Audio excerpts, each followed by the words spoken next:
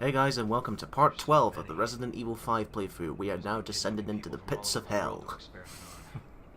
Looks like a very robotic hell. Well, in the last part this is explained where all the people were captured for being tested on. And somehow it stopped. Why? Access denied. Redfield presence accorded. That's why. Whoa. What the heck is that? Giant Mr. Krabs. An infected Mr. Krabs. So here we have this giant enemy crab. You seen that meme? No, actually. You're the first to tell me that, actually. Right, the weak spot of this crab is there. On its limbs, some of its flesh are hanging off. You need to shoot them to get it to be dazed. Then, when it's dazed, you got to if you have a hand grenade, you can throw it into its mouth and explode it. You do that up to as many times until he eventually is dead. And here it's spawning off its wee children to stab you. That sounds nice. There you are, see he's dazed. Again, this unique animation here only works if you have a hand grenade in your inventory. If you don't, you just shoot the mouth.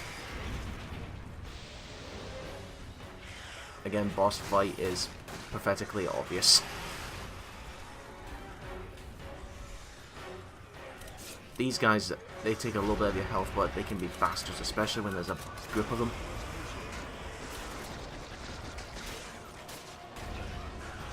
And yes, this boss fight would be over just like that if you had a rocket launcher.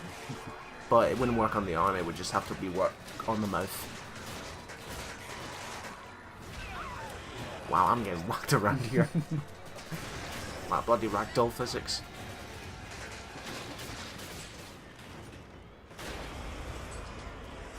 Nothing to say on this boss? Well, it's a giant enemy crab, so... I just think of that meme.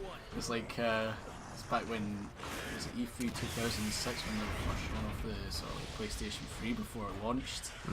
And I forget the name of the game that they were showing, but they were saying, so this game sort of like does real life battles that actually took place in ancient Japan, and then 2 seconds later this giant enemy crab appears, and it's like, so here we have this giant enemy crab, and they're like, this is like 2 seconds after they said these are like battles that took place in actual ancient Japan.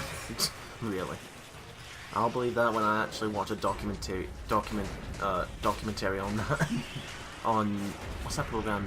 National Geographic. Yeah. Just die already. Well, even Redfield's had enough. There we are, he's down. Like that is the general strategy to deal with this boss. But again, if you want to do a speed run, you would best get the infinite rocket launcher. Yeah, the amount of times me and Stevie here, when we're bored, we decide to do a speed run.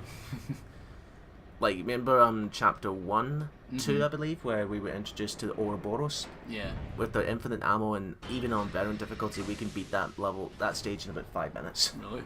Aye. I think, I can't remember off the top of my head, but I think our total time in terms of normal difficulty, in terms of speed running, was probably 2 hours and a half. 2 hours and a half. Through the entire game. So that was just like through one sitting? One sitting, just going through it. Well, and then we went on to veteran difficulty and professional, where we then used infinite ammo so we can have a fair chance. I mean, that's the only time I use infinite ammo, is when I'm playing or helping others on veteran or professional. If it's easy or normal, I'll just stick to default weapons without infinite ammo. I mean, they'll be powerful enough since they're fully maxed. She works with Tricep.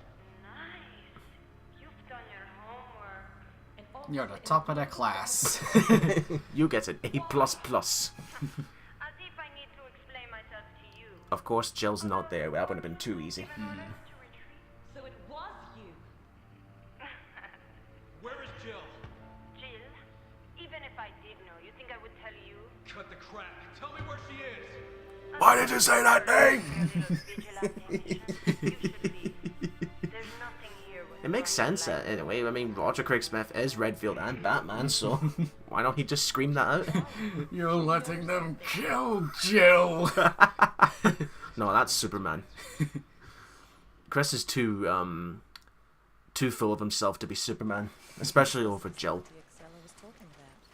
got us under surveillance. Now we're on to chapter 5-2, where now we're now going into the experimental facility. This is where we get to find out all the company's dirty little secrets. You mean they got some porn stash in there? Nah, no, they're not that dirty. Then again, it's Japan, so... Some tentacles stuck in there somewhere. I don't understand why Japan has a thing for that. I mean, you see it... You know, let's just move on to another subject. And I believe this... Yep, this is where they introduce the third type of Plagas, where it becomes more an action game, where all these guys are capable of firing weapons back at you. Oh, so they're getting smart.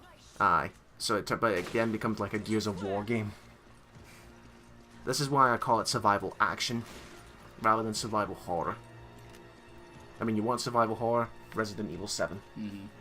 You know, you have very limited amount of weapons, and guys don't fire machine guns and batons at you, unlike these guys. But what the reason, and that fun story is, you remember the in the very beginning of the game where you saw a guy who was checking our for ID, you know, before he let us by through the main door? Mm-hmm. That was the African-based team. Now they're infected. Whoa, what was going on with Steven there? He was glitching out. That's just the lag. Sometimes the lag does that where your character model spins in place for like half a second. Drill! Doom, doom, doom, doom, doom. Or if it was the Japanese, it'd be the wheel! The wheel, laser.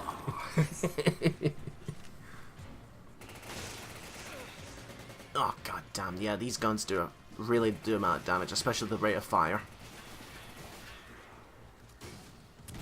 Let me guess, like, since this sort of particular area, this is where it's starting to get, like, really sort of, like, action stuff.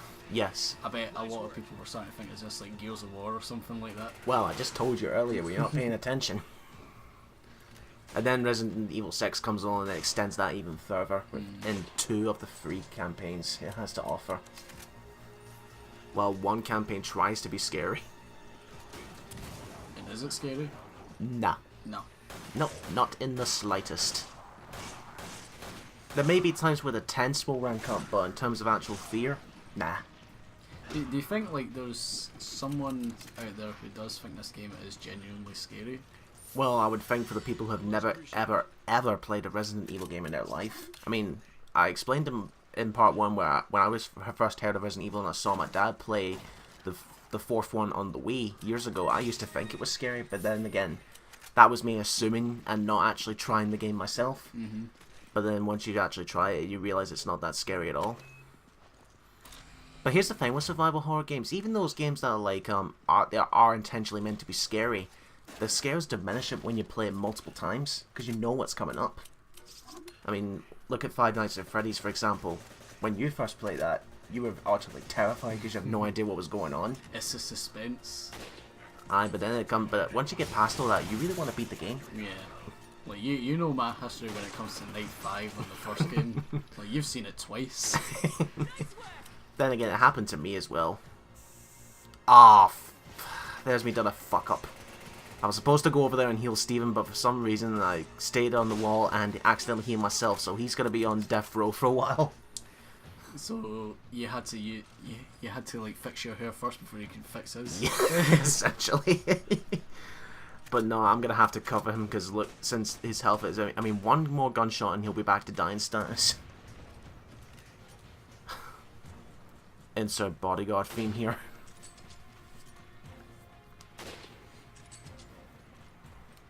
Now again, if there's too many of the guys like of them at once, you can use the red barrels to your advantage. Mm. Or if you have the infinite launcher, just fire away. Mind you, there are some mods in the PC version which they make the weapons all rapid fire, and with a high-powered rounds, like say for example the shotgun, instead of like you know how a shotgun actually works, someone will make it rapid fire all over the place, like a Gatling gun.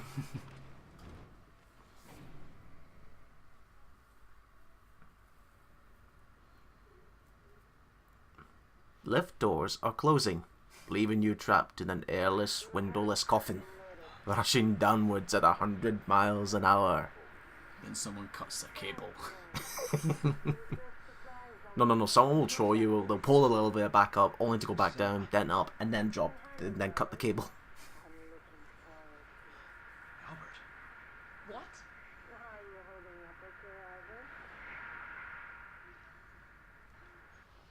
Shit, Wesker. I thought you loved dogs. What do you mean? He's changed to cat food. Now we know. Now Chris realizes that Mr. Wesker's still alive. I think the way Capcom like to treat Wesker is that, you know, there's that one villain you swear they need to kill off because it's getting old, but they keep bringing him back. Yeah. Capcom, I think nowadays are trying to do that with him. Like, when you played the first game, you thought he died in the mansion because you could clearly see him getting killed by a time, but yeah, he comes back 4 games later. Oh, there's a bunch of these lickers here. Here's a little thing. See, they have a jumping animation where if they catch you and if your partner doesn't get to your help in time, those big claws stab you in the heart and you're dead. Sounds pretty gruesome. Aye. Not as gruesome as the hunters though, which don't make an appearance in this game. There you go. There's that trophy there. Stab them in the heart and you get a gem. But anyway, as I was saying about the hunters. The hunters are introduced in the first game, but they're more reptilian-like, where they have an animation where you just need to be careful, where it's very rare, but when it does happen, they can instantly kill you by decapitating your head. But again, it depends where you are in the distance between, because they always jump to go for that move. But it can catch you if you're not paying attention.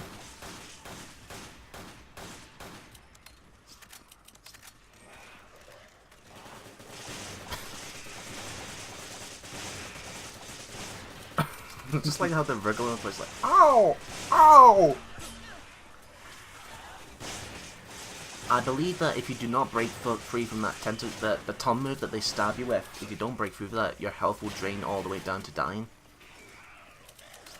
Well, as if you're stupid, if you're stupid enough to not break free from an enemy attack. Now, as you can see, Steven's handgun is at the maximum capacity in terms of the standard pistol, where it goes from 10 to 100 bullets per magazine. So he's got an OP gun. Probably. Well, not in the sense of firepower, but in the sense of ammo capacity, yes. I mean, what's the standard size for a handgun clip? 16 bullets? Yeah, usually 12 or 16, I'd say. How the hell would you... I've never held a gun before, I'm just saying. Aye. But but then again, how would you fit 100 bullets in one handgun clip? Machine gun, understandable, but handgun?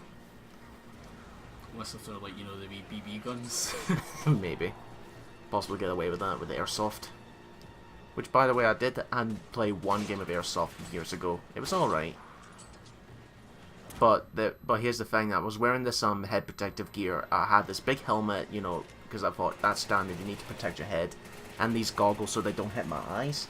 And yet, that little gap between the goggles and the helmet, that little gap on my forehead, I somehow got hit right there, in between that gap. It was fucking painful. Yeah, the little BBs might be sore, might be a little tiny, but they sting as fuck. Yeah. You see people with like tiny like bruises on like the arms or that Aye. when they get hit. Oh shit, we're taking a beating here. This bit threw us off a little bit because again, where the enemies went and the machine guns that we were not expecting, you know, firing rate wise. So for this bit, we're just gonna try and play it safe because again, we have little to no healing items. And they can throw flash grenades as well, which blind you for about 2 seconds. But that means you're vulnerable to enemy attack.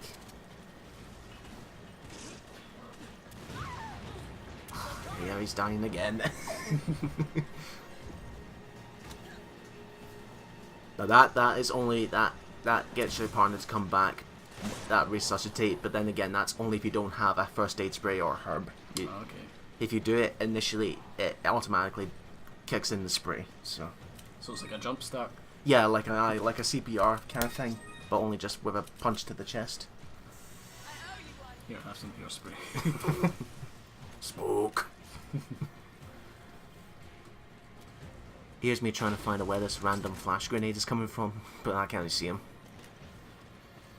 By the way, do not go into the fire. It will kill you. Is fire ever a good thing? Well, if you have fire-based powers and you're a superhero, then I suppose it could be good.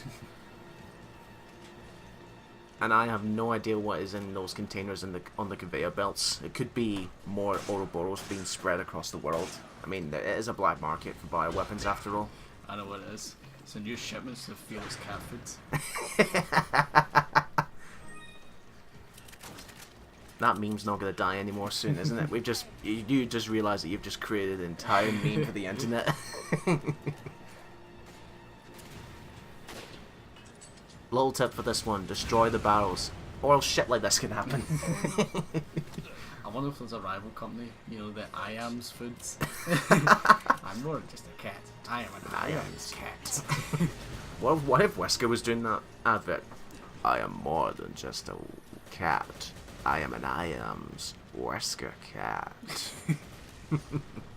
Remember that advert? Like, the cat's got like a sort of like posh sort of voice on him. Oh, do you remember that one where they somehow grew thumbs? If cats had thumbs. You know, some of the weird shit you see, not just on the internet, but on the telly as well.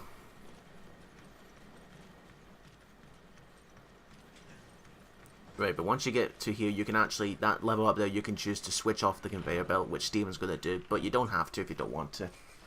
Once you get to this area, you're fine. Like, this is a bit where you can conserve your ammo and your health and all that. This BSA emblem right here, only Chris can do it because he's tall enough. In that treasure chest, in that silver container is a new weapon you can get, which is a machine gun. But I don't really need it. I tend to use the machine guns less. Unless if I'm playing by myself, I give the machine guns to the AI because if they're even an ammo, they can spaz them out. Mm-hmm.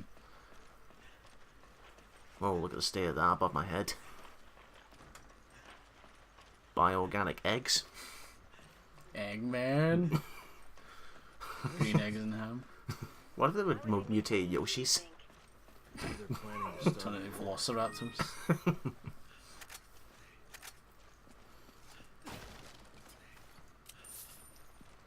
What I don't understand is when you're using a knife is like they can't move forward when they've got their knife out. It's like, what? Surely you get... Then again, this was in 2009 when the game was made, so they didn't master the whole moving and shooting controls yet. Mm-hmm. Alright, that's that activated. Let's get out of here. If you've heard that, one of the eggs is hatched. I was wondering what that shriek was. Aye. Look, one of the eggs is hatched. It's out there somewhere. Oh no.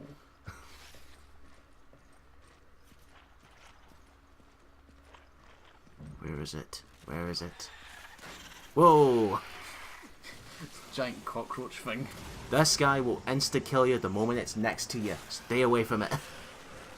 What to do is, the general way is to do this where you need to stun him so he's dazed and then shoot the weak spot. The weak spot can appear in either the front or the back of his shoulder blades. But like I said, its death kill is when it goes right next to it. It's got 4 limbs flying all over the place. Well, 6 if you count the legs. But it'll grab you with 2 of its arms and then stab you in the hips with the other 2. Instant death. You know what it looks like? It looks like Hopper if they did like a gritty live-action remake of Bug's Life. Though, and he somehow survived the bird attack and got revenge on the wrong kind of people. Yeah. I think Bug's Life has got to be one of the most underappreciated of Pixar films. Like, you never see anybody talk about Bug's Life. It's always like Toy Story, The Incredibles, Monsters Inc. But you never really hear people talk about Bug's Life, do you? No, but I enjoyed Bug's Life as a kid. Me too. I mean, especially Kevin Spacey's performance as Hopper. By the way, it took me years to realise who Kevin Spacey was, and I'm like, holy shit, he was Hopper. I could be wrong, but I think Kevin Spacey originally tried out for the voice of Buzz. No, I think after listening to Tim Allen, I think, you know, that could just be nostalgia taking over and saying, no, it's always going to be him. It's the same with Woody and Tom Hanks. Like, you can't really imagine Woody without that voice, can you? Well, then again, in some sources of media, like video games, for example, Tom's brother takes over the role, and to be honest, they almost sound identical. Mm-hmm. But only like a little thing. It's like one of those tiny things where if you hear it, you know it's Tom. It's like, what's his brother's name? Oh, I can't remember. It's something Hanks. something. Mr. Hanks. I'll just call him Mr. Hanks. It's like he sounds just a little bit like higher pitched than Tom, I think. Oh, Steven's gonna go balls here with the rocket launcher. Well, I think it's about time we show this what the rocket does, actually. Rocket launcher. Yes. The most powerful weapon in the game. But without infinite ammo, you only get one shot. So use it wisely.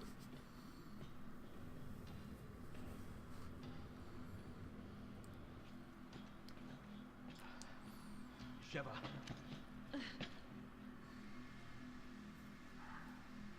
Okay. Why is he wearing boxers? Is this supposed to be like a... Was this supposed to be like an old sauna room before it got turned into a laboratory and he stayed there? Stella, where's Jill? Jill. You're like a broken record, you know that? Just as single. Madam, have you ever heard of a shirt? Please cover that up. No one wants to see that. Why are you complaining? Uroboros. Well, here. I'm just trying to be more respectful of the ladies.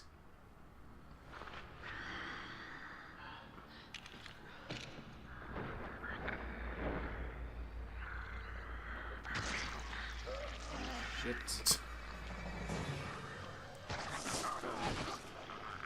So this is Uroboros again. This is a new DOW, and you're planning on selling it to terrorists. Good guess, but no. While it does resemble the BOW based on the progenitor virus, I have no intention of selling it to terrorists.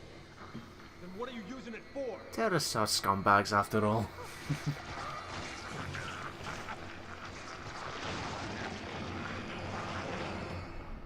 Evolution. It's a philosopher's stone, one that will choose. There you go, cat eyes. We shall proceed to The Wesker's meme writes itself, damn it. I like how she had a wee Harry Potter reference there. What? A Evolution? philosopher's stone. What are you talking Aye. about? Well, that's essentially what Uroboros is. Actually, when the Uroboros affects the body, based on the body's gene, it can choose whether he lives or dies. Is it a coincidence that today is the 20th anniversary of Philosopher's Stone in the novel? Aye. Well, then again, well, I only read the books back when primary school and English classes. You know, you have to read one chapter and you listen to the cassette tapes. Oh shit. I think he's a slow one. No, the reason why we chose to do you show off the rocket here is fuck this boss. He takes way too long. Way too long.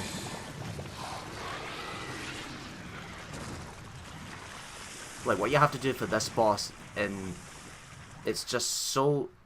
What you have to find this flamethrower, and and even if you spray it, as we saw before, fire is Uroboros' weakness. Even if you spray that with the flamethrower, the wake spot takes way too long to just pop up. Not to mention, when you run out of flame fuel, you have to put it back on its charger stand to refuel it.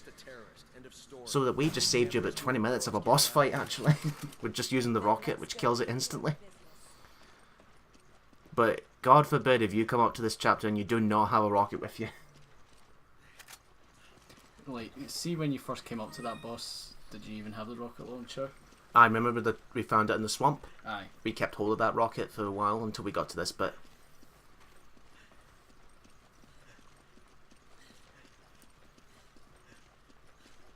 Because we knew we had to show it off somewhere. And with that, we'll see you in the next part, folks.